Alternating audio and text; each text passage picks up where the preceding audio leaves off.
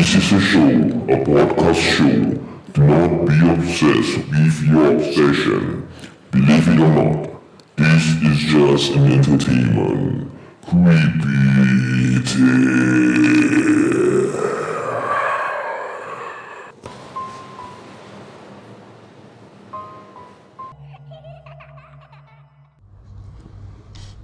Good evening to everyone who's listening to Creepy Tales.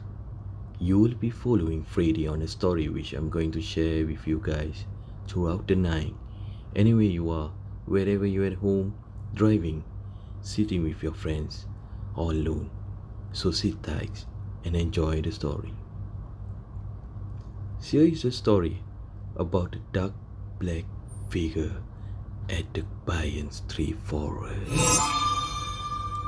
These places will not be disclosed in any part of the story and it will be remains as confidential.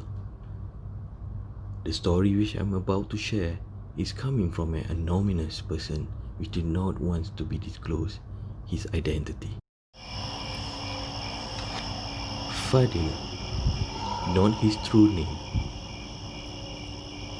I and my friends were really into scary stuff like horror movies and ghost stories. And of course, we love to visit reportedly haunted places just to challenge ourselves for fun. So there are these vast banyan tree forests. Banyan tree is an old kind of tree which is found usually a lot in part of Asia, where the tree is described with aerial roots. You probably can find the image in Google. Back to the story. Fadil have a lot of stories about this tree which they are going to explore, and it was located up on a hill situated about 3-hour drive from where he lived. Rumors has it that the forest was haunted. Many years ago, some poor people decided to end their life, thereby hanging themselves with a rope or with a white cloth. People who live nearby have often reported sighting of ghostly body parts scattered around on the forest floor and frightening sound of screaming and human-like torture cries for help. We heard and known about the Banyan forest tree since we were little kids, but somehow we had never had the guts to visit it.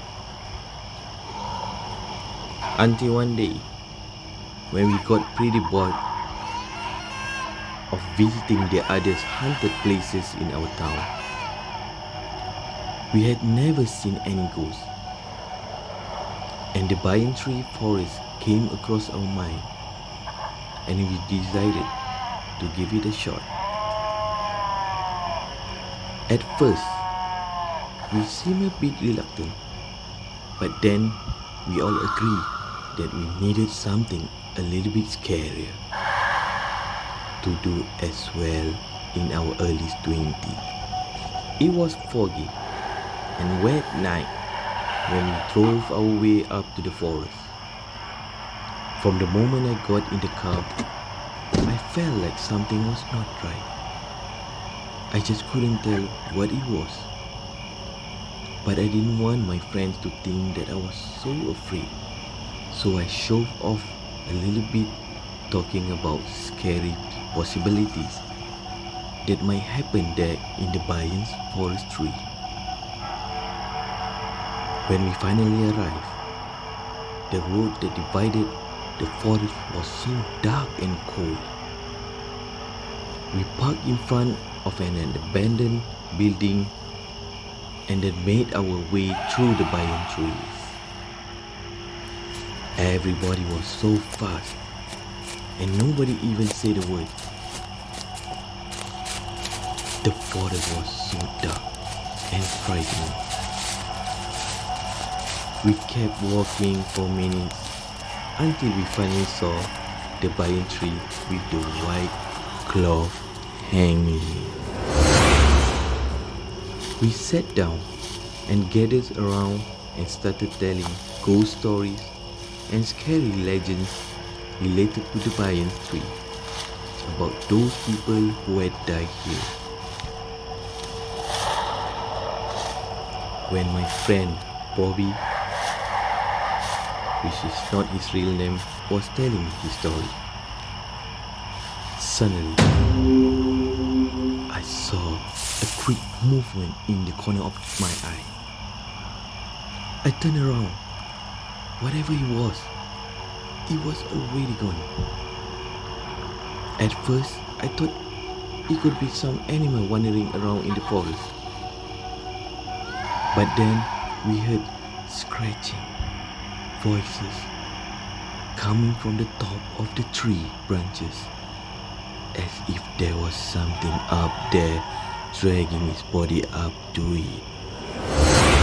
I looked up and I could make out a vague, dark silhouette of a man standing there, looking down to us with a red eye.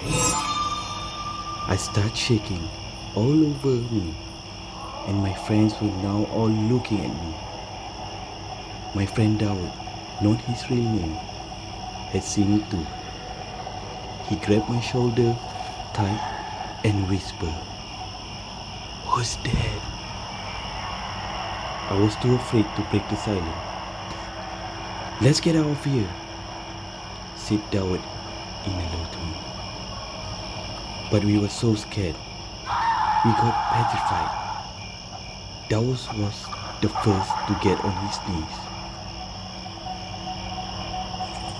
"We better get back to the car now," he whispered, and then started walking. We all followed him. As soon as the banyan tree was out of sight, we started running as fast as we could. For a moment there, I thought the dark figure was coming after us. I was really afraid. I kept praying to God while running. When we finally saw our car, my friend Alex, not by his real name, told us that he had left the key in the forest.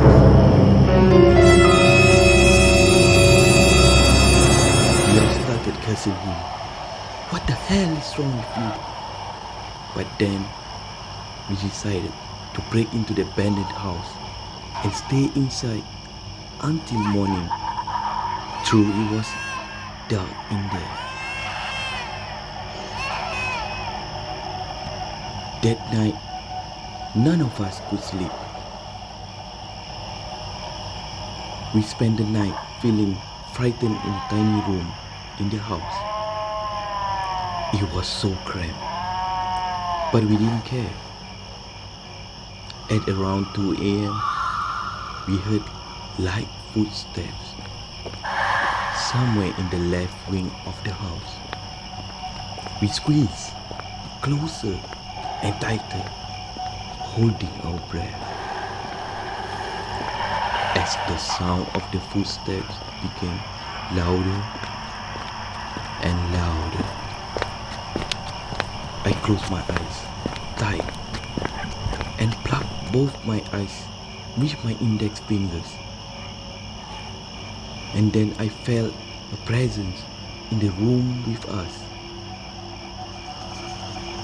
But I kept my eyes and ears shut. I was too afraid. I got that tingling sensation as if there's someone standing pretty close to me. It lasted for about 30 minutes. I could feel my friends squeezing my body from all sides. When I finally got tired, I got my hands off my ears and embraced myself. But I kept my eyes shut still. We sat on the floor there in the dark tiny room for about 4 hours. but it felt as if it had been there for ages. At around 6 a.m., we finally got out of the house. The sky had looked brighter. When the sun finally rose, we went back to the forest to get the key. And then we drove back to the town as soon as we could. Nobody talked. We still couldn't believe our luck. We finally made it back home, safe and sound. Until today, I still get the goosebumps whenever I think about that terrifying night in the Bayan forest. I sure as hell will never go back in there, even if it was the last safe place on earth. Thank you everyone for listening to Creepy Tales. Subscribe to our channel and you could email to our creepytalestrioz@gmail.com. Thank you.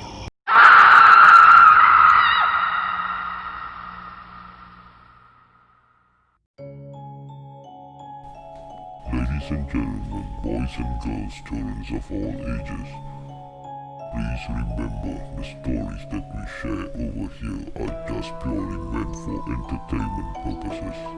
Do not at any time take this seriously.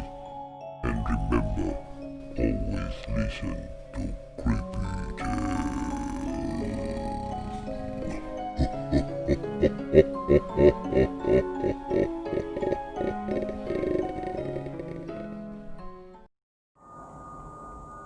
Good evening, ladies and gentlemen.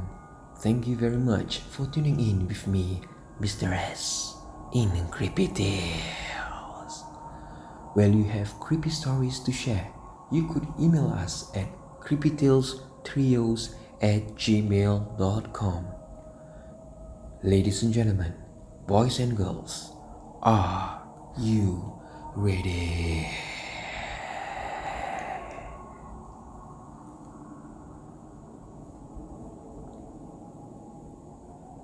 This story happened 10 years ago. Ahmad, not his real name, and 3 other friends went to trek up the mountain. The main intention to reach the summit of the mountain. This famous Mount Ophir, also known as Gunung Ledang, has always been a nice place and quite challenging to hike. Along the years, rainy season, hot season, due to erosions and landslide, most of the old tracks are almost gone. We ventured into the mountain trying to locate the correct track, but it wasn't easy. It was until then we found a continuous track that led us on. I was right at the back of the team. Somehow, I noticed that we were walking the wrong way. The reason because the track where people commonly walk on, trek on or hike on, usually you see litters with rubbish, trash cans and wrappers all around. However, on the track that we are on is unusually clean. As the group is exhausted from all the trekking, nobody wants to turn back or retract the correct route again. Soon, they decide to give up conquering Mount Ophir, since all 4 of our phones didn't have signals to call for help or to help navigate our location. Guys, we have been going round and round. It's a never-ending route. I think this time round, we are lost. Let's just find our way back down.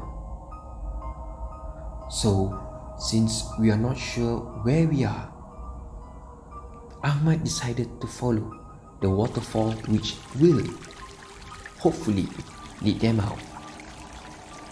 Okay, take a deep breath and out.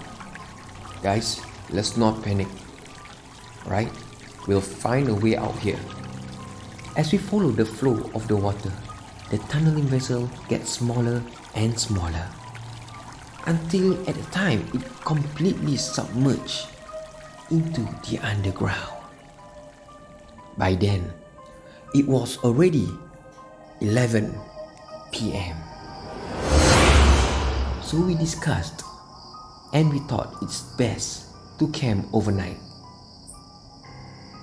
Set up with our 2 tents and call it off for the night. Suddenly,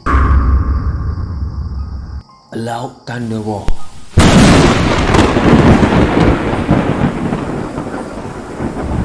Everyone woke up, and it was only 2:34 in the morning. This time, the feeling was just not right. A sudden gust of wind blew, shaking our tent edges. We couldn't do much, but we could just pray to God for our safety. While we are awake, scared, worried, and keep on praying, then a very soft crying voice could be heard. The next moment, my tent was violently shaken, like someone trying to open my tentage door, meddling with the tent door zip. It was my good friend from the other tent. Hey, you guys. There's a lady in white sitting at a big giant boulder rock just right beside our tent. We knew this was not a good sign. Aku dengan kawan-kawan tak kacau kau. Kau jangan kacau kita. The next moment, a faint, sinister laugh could be heard. None of us could sleep as we were too afraid. That laughter can never be forgotten. All 4 of us just kept close together and prayed till the morning sunrise. Well, me and my friends felt so much relief after we saw the morning sunrise. After, I must say, a long night. Pack our tents, stuff, and ready to move out. Just not far away from where we set our tent, we heard a group of trackers going round and screaming, shouting our names. Ahmad! Kai! Ane! Jai! Anyone can hear us? Hello! Anyone can hear us? With that excitement, all 4 of us shouted and screamed to make our location known, which was really not far, as their voices could really be heard loud and clear. You guys wait there! Just wait there! We are coming for you! So, me and my friends waited as we were instructed to. It took about 10 minutes when the trackers reached us and so-called saved the 4 of us. Well, they are actually the local trackers or local guides. But one thing that came to my mind was, how did the local trackers or guides knew our names and why they were looking for us? How do you know our names and came to rescue us? Did any one of us call for help? My 3 other friends shook their head that they didn't make any calls, as all 4 of their phones wouldn't have any signal back then. So one of the local guide replied, "Ah, we got activated after a report on a missing group of people on the Mount Ophir." The four of us got a shock. We couldn't utter a word, didn't understand what's really going on. Guess what? We were missing for 1 week.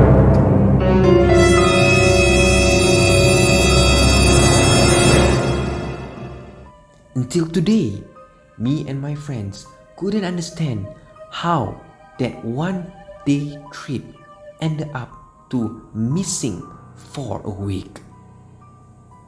Till this day, we still couldn't understand. To hike the Mount Ophir or any Malaysia mountains, you will definitely need to have a guide, and the guide need to be tipped or be paid.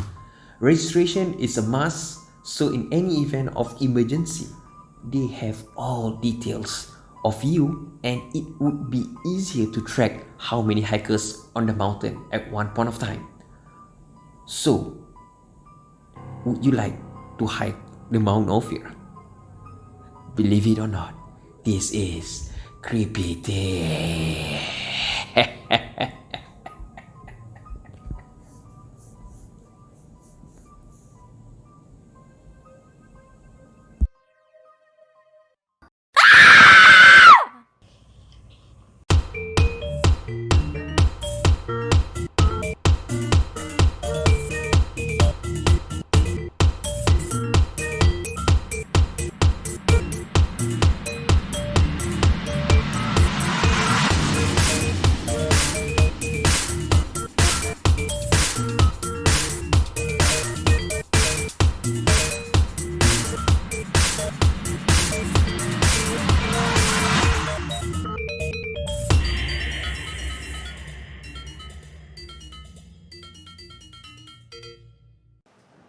Okay, this story happens about 10 years ago.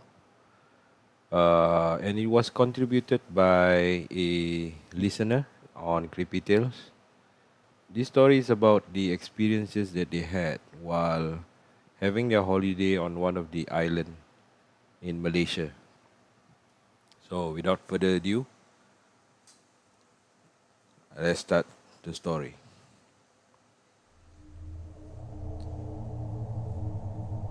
About 10 years ago, while I was studying in college, me and my friends visited Pankor Island during our school breaks. Pankor Island. This is in Malay it's called Pulau Pankor. This is a resort island in Manjung district, Perak, Malaysia. It has a population of approximately 25,000. Nearby islands include Pankor Laut Island, the Giam Island, the Mentagor Island, Simpan Island, and Tukon Terindak Island. The major industries of the island are tourism and fishing.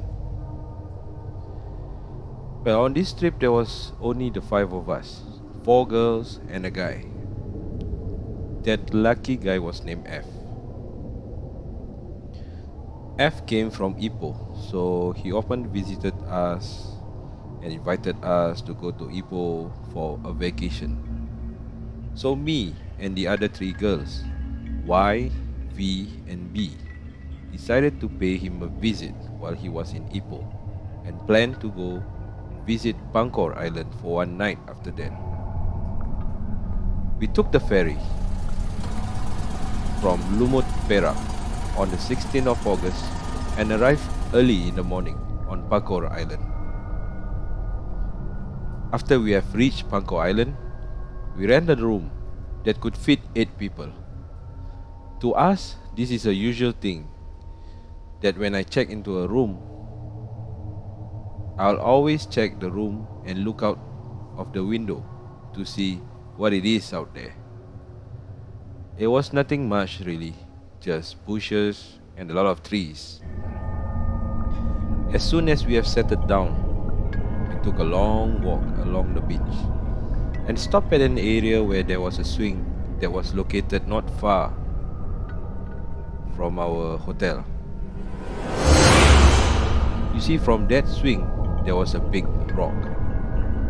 This big rock is adjacent from the beach. And if you have ever been to Panko Island, you will know which rock I am talking about, because there is only one rock there. So we chatted and swam and fooled around until dinner time. And after dinner, we headed out to the beach again, which was just in front of our vacation house. We brought along some Japanese lanterns, candles, and started to decorate around the area that we are sitting, since the next day was Mooncake Festival. After that, we played cards for a brief moment, and until then, out of nowhere, V, which is one of the girls, about that time, popped the question to me to share with them some creepy ghost stories. I was a bit hesitant to do so, but eventually briefly told them about one or two stories which are not so scary. Then F suddenly said, "Hey girls, do you know that this place has a real ghost story?" Right after he said that, the wind started to blow, and most of our candles were blown off. We lit up the candles again, and Y and B said, Yes, tell us about it." So F continued, "A couple of years ago, I was told by a security guard who works there that this is a true story. Long time ago, there was an Indian girl who got pregnant by her boyfriend, and her boyfriend didn't want to marry her. So everyone in town started to laugh at her, mocking her, and spread lots of bad rumors about her. She was very upset and heartbroken. One day, she sat on a rock, which was the one we saw this morning. At this moment, the wind started to pick up its strength and blew even harder.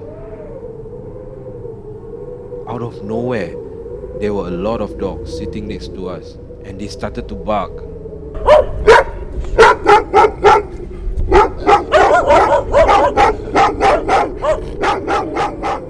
So we continue with the story.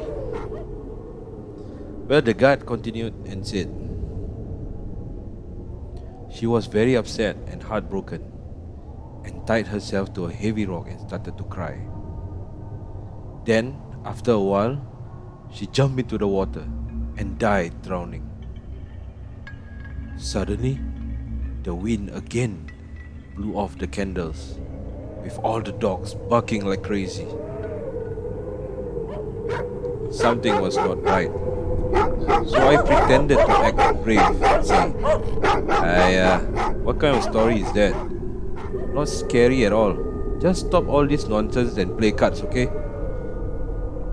However, at that time, all of us looked at each other in the eyes, and that particular moment in silence, somehow we all understood each other and agreed that the best option was to grab all our belongings and run back to our room.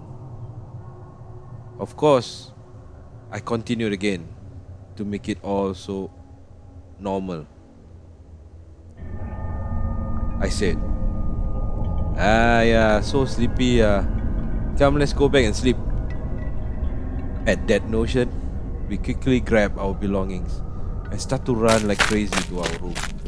No questions asked.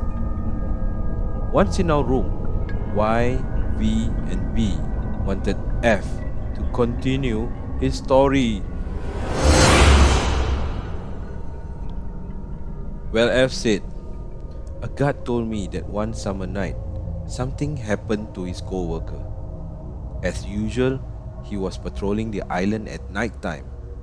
Around 3 a.m., he saw a woman walking on the beach with a child in front of her. He shouted and shouted to them, advising them that it was very dangerous to walk on the beach at this time of the night. But that woman did not reply, not even the kid. So he decided to walk quickly so he could confront them from the front. When he was in front of them, what he saw was blood dripping down from the woman and her child's face. He fainted instantly and was sick for almost 2 months. The guard had told F before that you will know when they are here if you hear someone singing. Right after F finished his story, all our goosebumps raced like crazy. However, being young and adventurous at that time, we shrugged it off, that scary feeling, and continued playing cards till 3 a.m. When we finally decided to time out, I laid down on the bed. After about 5 minutes later, I suddenly heard some music outside in the bushes, continuing.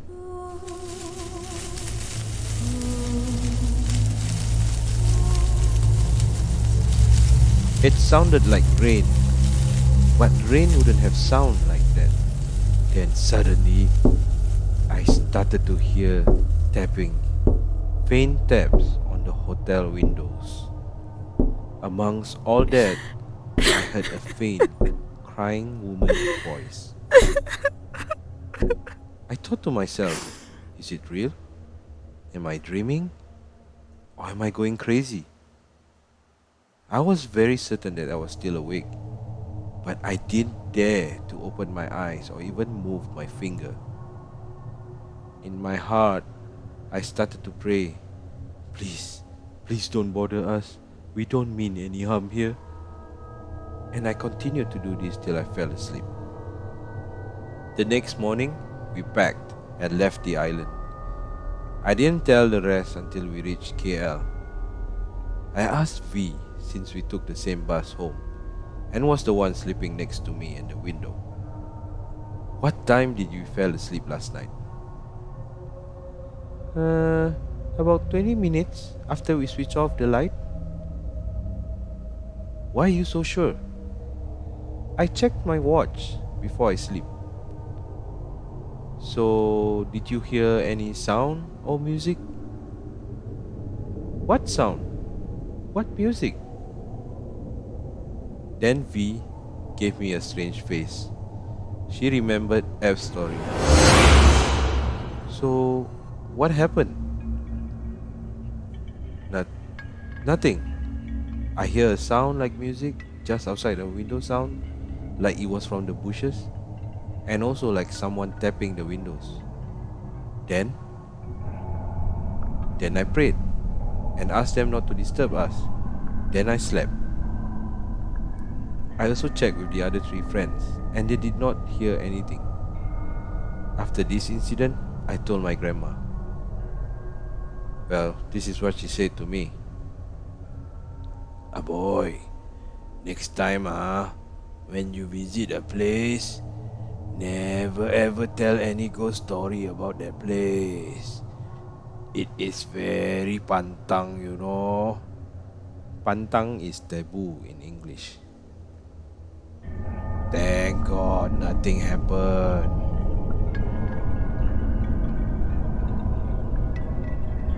So how everyone? Is it true that you cannot tell a ghost story when you are there visiting that place? Let me know your comments in the comment section. This is a short story, but the feel is giving me the goosebumps every time I keep hearing this. Scary, right? Well, this story gives you the chill just by using your imagination. You can surely immerse yourself on what could have happened. Well, that's it for today's episode, but do stay tuned for the next episodes. And for those who wants to share their stories or experiences, please do send your entries to creepytalestrioz@gmail.com. Like, share and subscribe to our YouTube channel and click on the bell icon to be updated on the upcoming episode.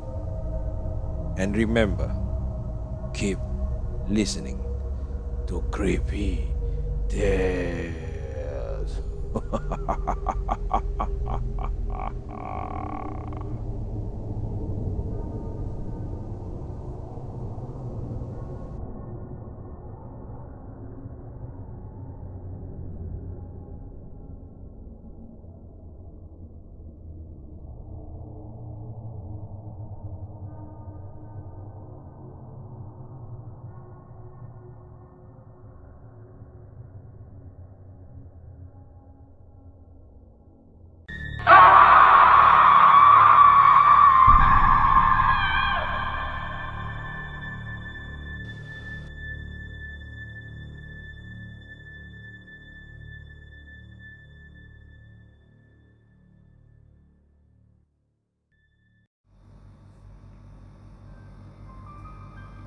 Ladies and gentlemen, thank you very much for tuning in Creepy Tales. Well, if you have creepy stories to share, you could email us at creepytalestrioz@gmail.com. That's creepytalestrioz@gmail.com.